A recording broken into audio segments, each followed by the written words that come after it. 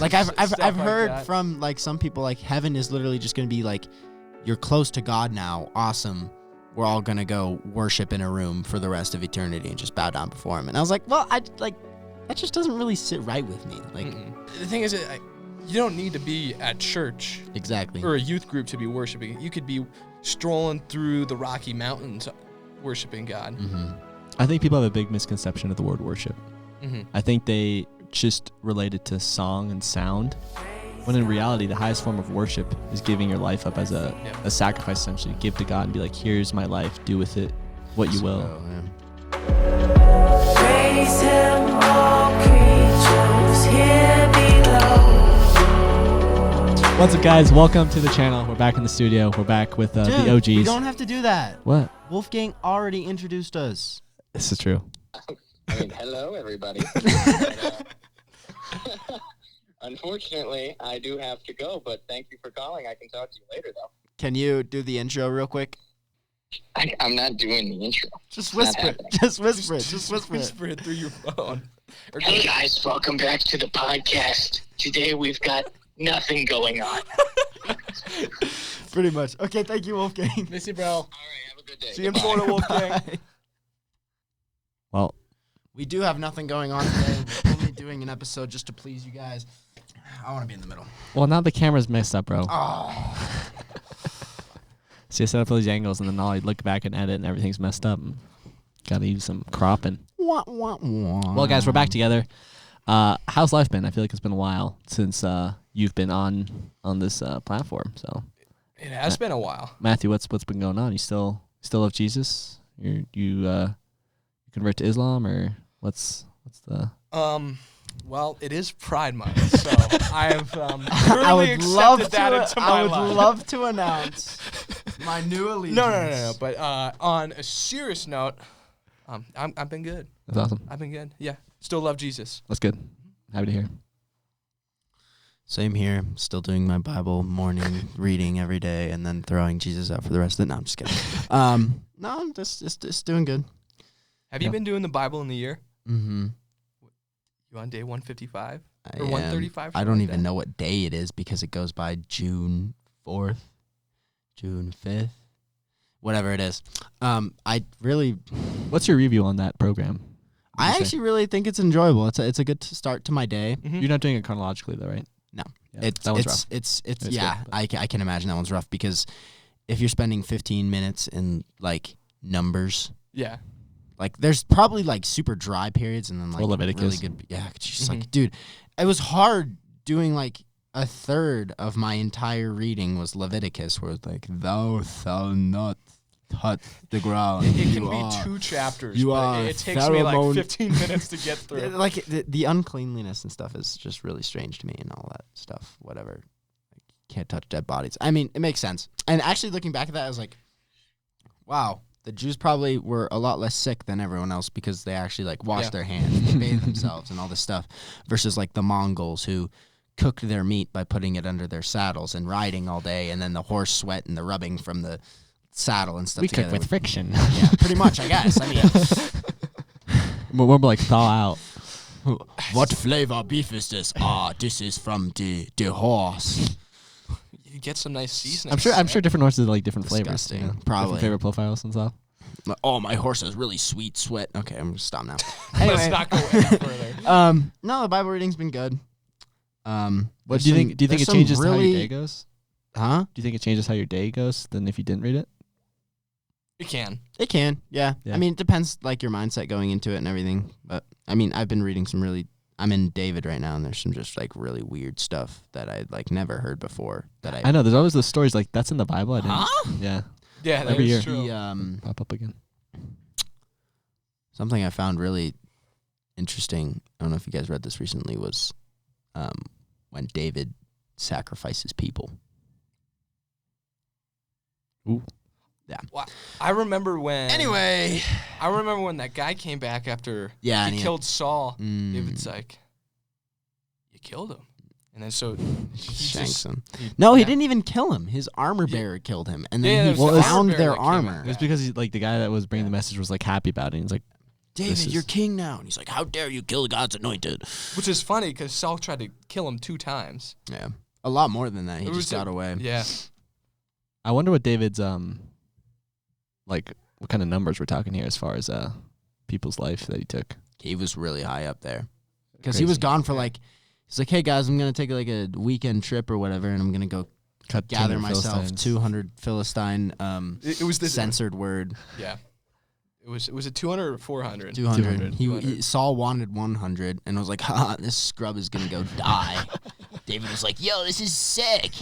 Blood. Just imagine collecting all of those and having a bag full.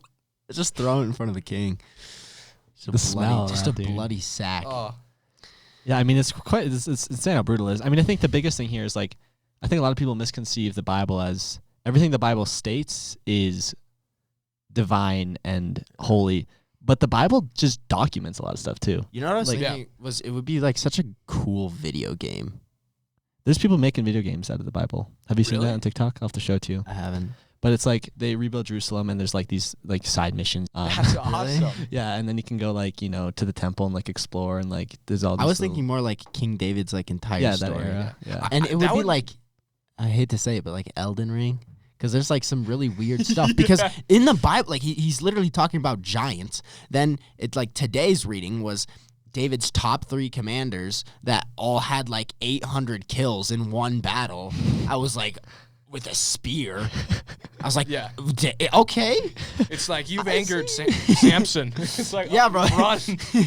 Bro, Samson's story's crazy where he kills all those Philistines with donkey bones. Dude. Anyway, yeah, it's not all sunshine and rainbows, is it? Yeah. And that Navy SEAL, there's a Navy SEAL that we're kind of becoming friends with that we'll hopefully have on the podcast one day. But he really does talk a lot about the warrior mindset behind a lot of the stuff he does.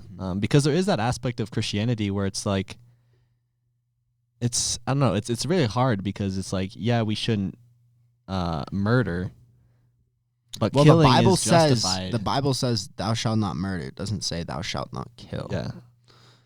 But I think in the New Testament, it's really hard to reconcile that because we see Jesus and he always was like, he was Jesus. He wasn't pacifist, the warrior king. So I think there is a new type of covenant, obviously, that changes a lot of that aspect. There obviously still is a time to fight and protect certain values that we have as a country and stuff like that. You know what I also thought was really cool in the New Testament is how Jesus can literally just disappear whenever he wants and appear. Yeah. He's like he's the teleporter. He never he always directs what's happening. Even when he was being captured, he let it happen. Like yeah, it would have been so easy to get cool. away. And they were like looking for him in the crowd to stone him. He's like, nah, y'all, it's not my time. Poof. Yeah. Boom. I just imagine him like walking through the crowd and they're following him. They lose him for like 1 second, and then he just like walked through like 2 people, and then he just like evaporated. Like, remember when they had him on the side of the cliff? Yeah. Yeah. They're like, we're gonna throw you off for your blasphemy. And he's like, hey guys, look, it's a bird. And he just disappeared. It ain't my time, boys. Or maybe he just jumped off the cliff and he didn't have fall damage. And he just like Assassin's Creed it into like a big pile of hay. The Bible, I don't know if it says that. It just says he slipped away. I wish it was like video cameras back then. I know. Rare new footage found of Jesus disappearing. In heaven, there best be like an epic theater where I can just watch it. It's like all like a really like like the where you can just like it's a free cam where you can just like go in the entire world, and I'll have all the time in the world, and I can just like watch every person in the world's perspective online. What is that out on the water? I want a Nat Geo of the creation of the world, like just like a 50-hour-long documentary on how this place. It might be longer than that. It'd probably be. It'd probably take a few decades. Like 1,000 years. But I think we'll see. I mean, I don't think we'll ever fully understand God, but we'll definitely understand a lot more once we're like face to face, which will be cool. Yeah. I don't think we'll ever get to be face to face with God. Yeah. It'll kill you. Even in heaven, no, I think the angels have wings to cover their eyes, so I'm assuming that his face is just something we won't be able to see. I don't know. That's a good question. I mean, when Moses saw the back of God from behind the rock, exactly, he was glowing. Yeah. And he had to put a veil so that he didn't blind other people. And God said, if you see me, you'll die.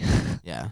Like literally all this stuff is just like sounds like mythology. Like Seriously. like if you don't like go from like the little story books from like the little kids where they dumb it down, like if you look into it, it's like, dude, this is like literally out of like Greek mythology or something like that. It's crazy. Especially with the Ark of the Covenant, how that being so holy. Yeah. Even the time of David, after so many years after Moses, some guy, when David was carrying it, he touched it, and it says God's anger was kindled, and he just struck him down. Yeah, and like the thing about that is it says he was like saving it from falling on the floor. Yeah. He's like, no! And he pushes it to stop, and he just dies. Like, God, what? I think a lot of times people limit the Bible to physical reality, and they don't understand the spiritual world that is just as big or bigger than what we have right in front of us right now, as far as things that influence things and things that even drive our emotions and stuff. I think that's a world that's very undiscovered, and I don't know if it's because people are scared of it or it's because there's just a lot of it we can't fully understand, comprehend. And it like also reading in the Old Testament the other day, when it says Saul was he has a demon that makes him like really moody and like angry. Yeah. So like that to me, like all these mental illnesses and stuff like really are more than just a mental illness, I think. Yeah, because if it could happen to a person back then, it definitely happened to us now. Yeah. I'm reading this book, and it's this guy that has these crazy visions that he put in a book, and it is it's kind of a sad reality of most Christians are steered by the devil, and their Christian faith is twisted to a way where it actually negatively affects, building the kingdom, which is really sad, but it is a big majority. But with all that being said, I think I want to pose the question to all of you guys. Someone asked this, I forgot who asked it, but the question is, what is the purpose of Firestarters? And I think maybe our purpose has changed slightly, but I think the main focus kind of has stayed true.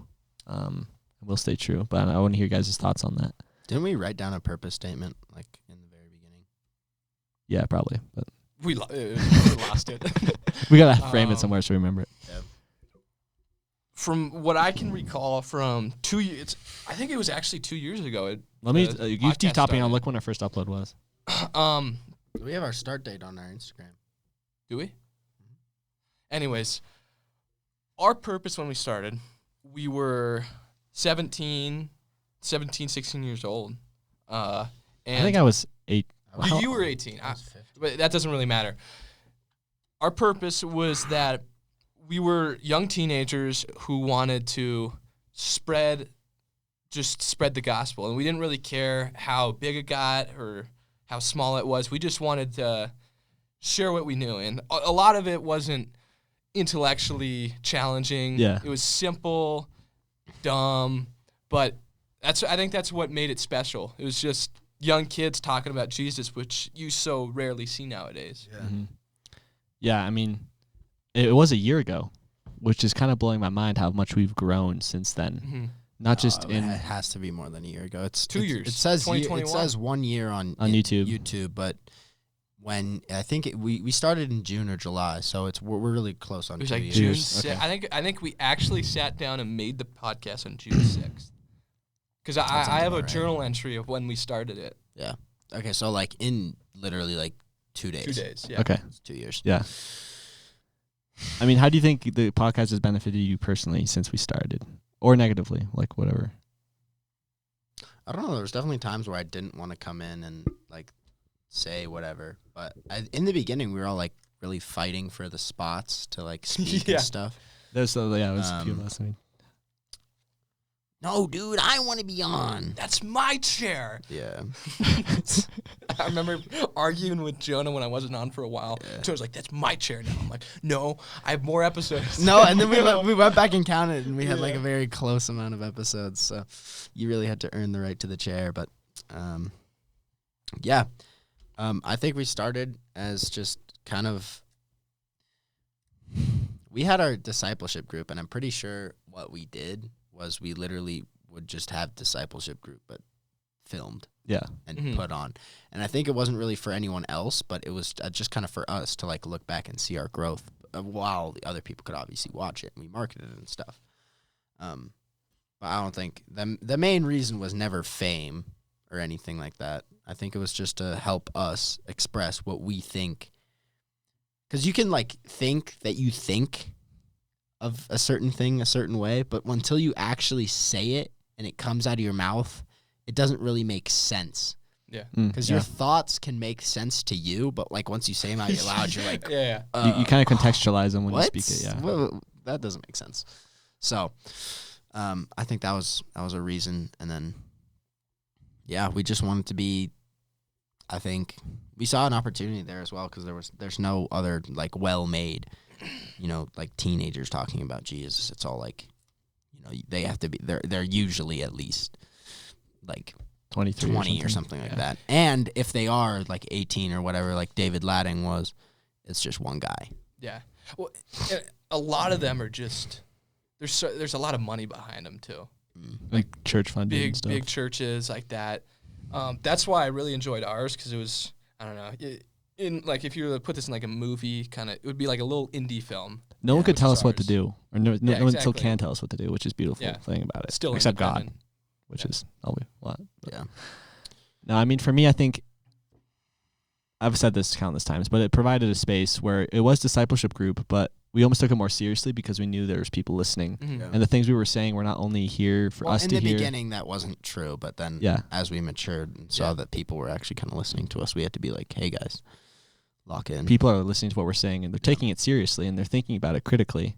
And I think I would do all of this just if it impacted one person, because I think I've started to realize just the impact of someone's perspective on something even seemingly small can have such a huge trickle effect into the world. And that's really cool. So I think we're all about planting seeds, really. Yeah. Yeah. It like maybe this doesn't affect anyone for 10 years and then somehow, some way that seed kind of just grows. Or who knows, maybe one of us one day gets lost and looks back on these episodes and it's what brings us back, which is kind of sad, but also you can cut this part out. I think you probably should, but I was watching like the clip from the other day where he was like, "Dude, you just got to know where you're standing, man. Yeah. Like you got to know where you stand." And I almost sent it to him, but I think he sees it. Yeah. Yeah. It's almost a journal of our spiritual growth in life, which is really cool. But as far as the future goes, like, what are you guys' hopes for the future?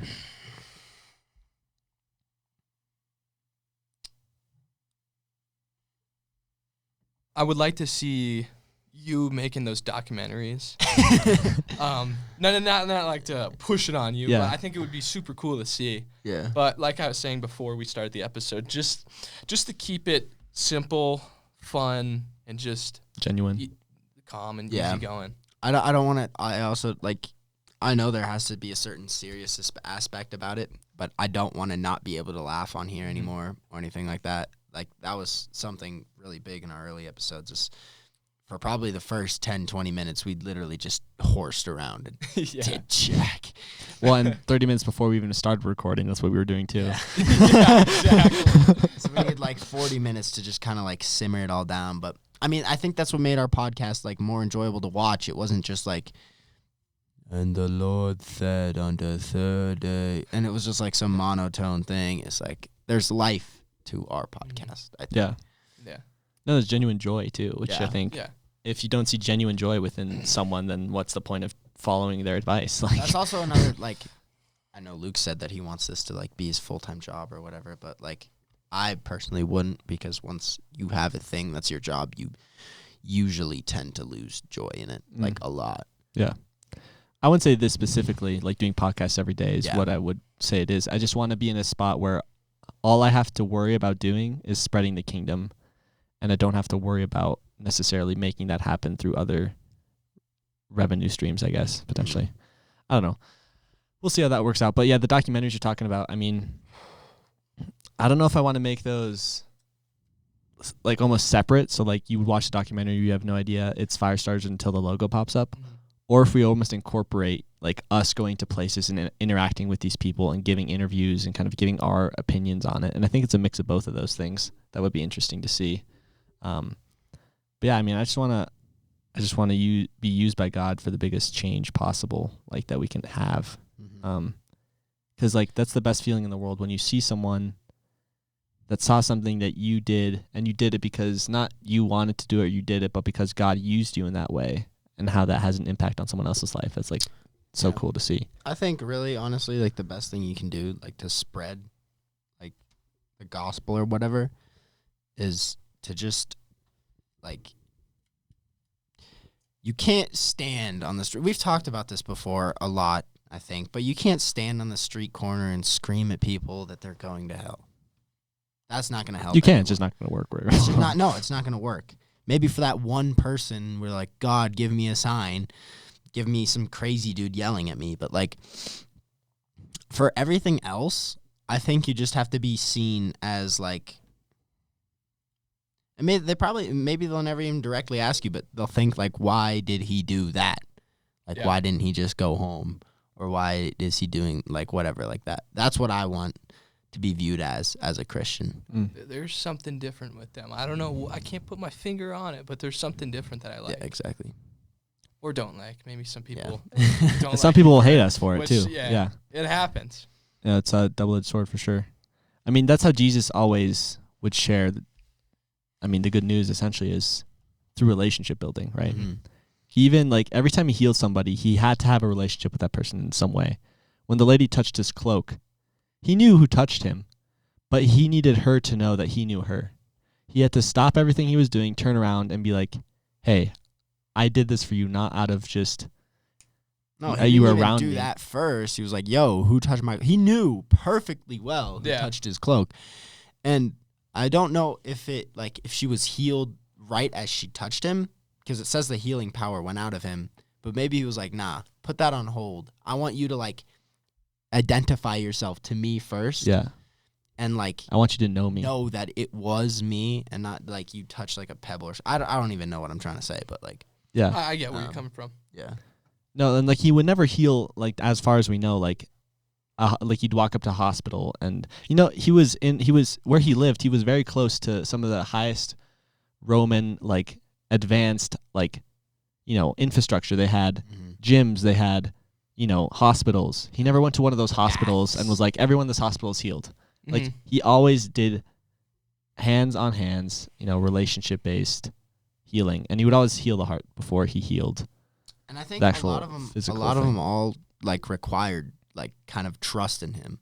Yeah. Like, hey, blind dude sitting there, I know that this might not seem cool, but I'm going to spit in the mud and then I'm going to rub it in your eye. I hope that you have enough faith in me to, like, think that this is actually going to heal you. Or like the Roman centurion, right? Yeah. Like, Jesus really, boosted up that guy's faith, I guess, because, I don't know, there's so much. And it seems so simple to do in our own lives, but it can be overwhelming, it almost feels like, because once you, like, imagine healing somebody, changing their life, knowing them, you feel like you have to maintain that relationship for a lifetime. You do, yeah.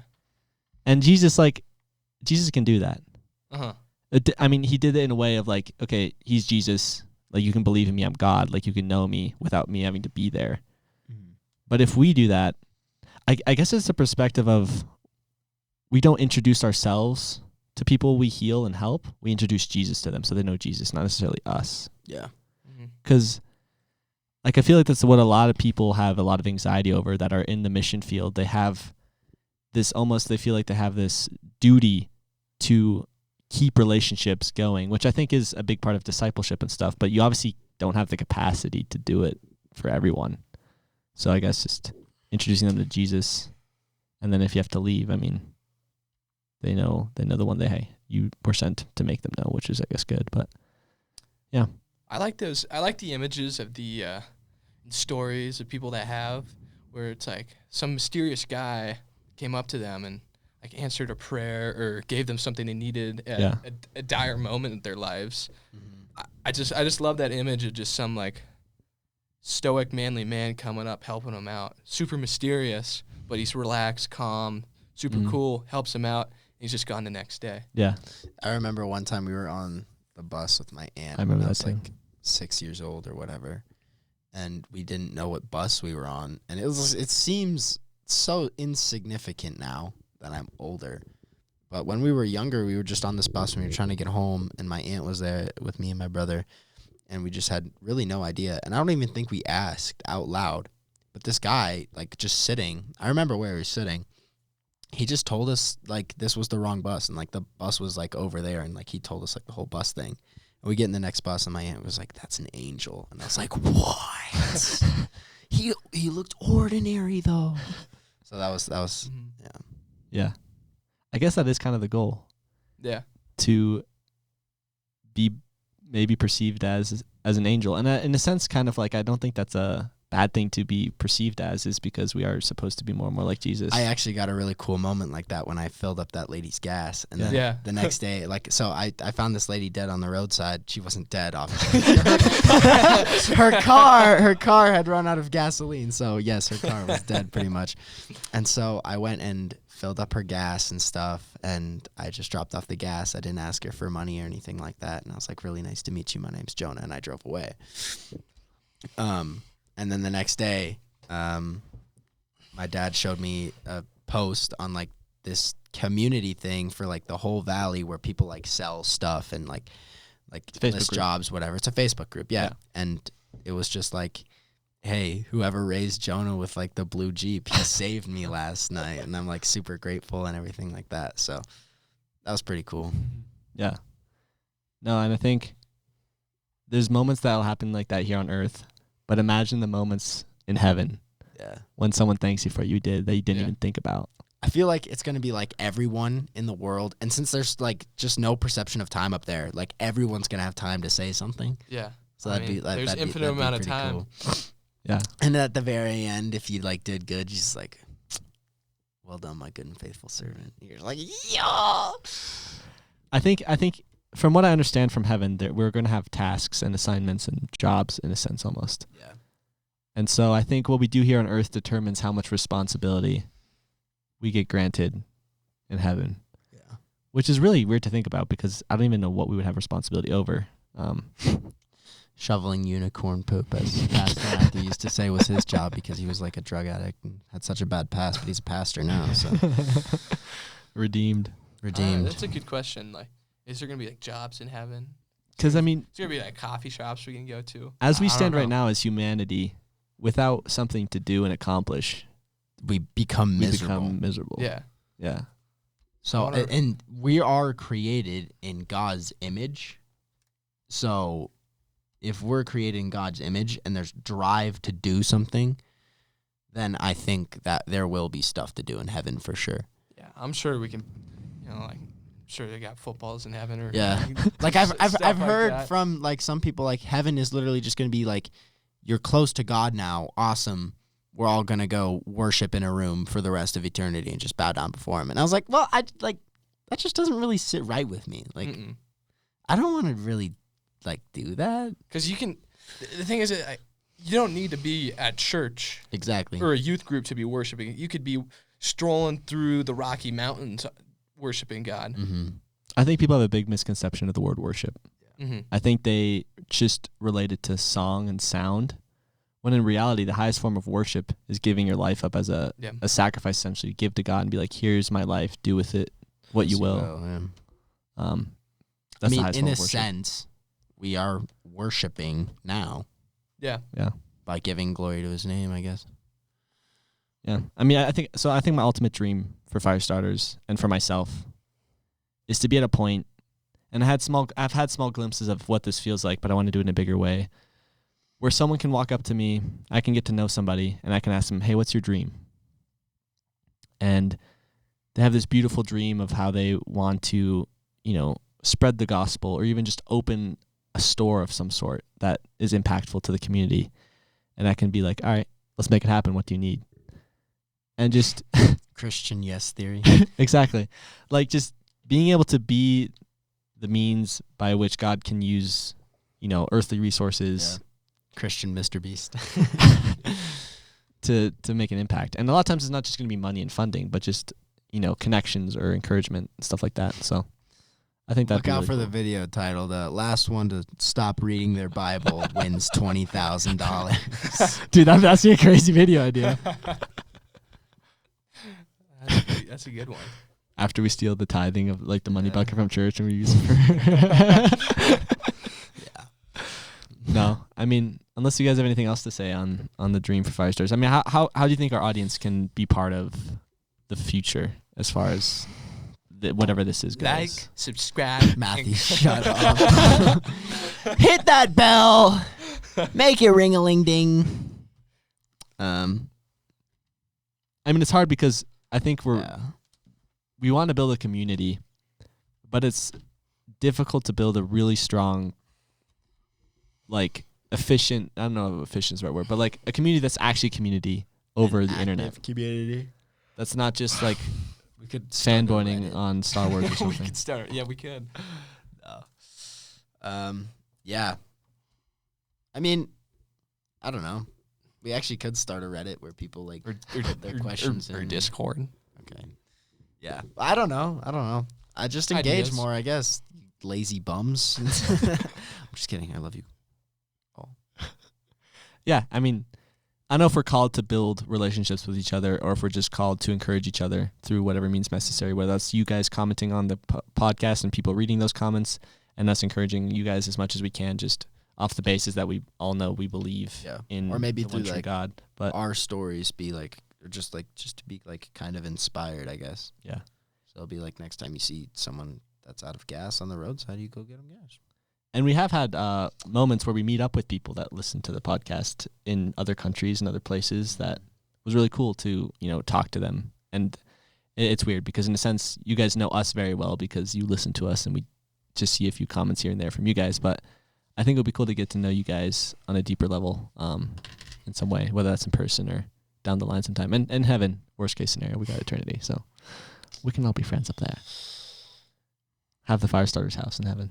All right, guys. Thanks for watching. Peace out. Go do something productive with your day. Amen. Amen, brother. See you guys Jesus later. is a friend of mine. Jesus is my friend. Jesus is a friend of I mine. have a friend in Jesus. Jesus is a friend of mine. Jesus is my friend.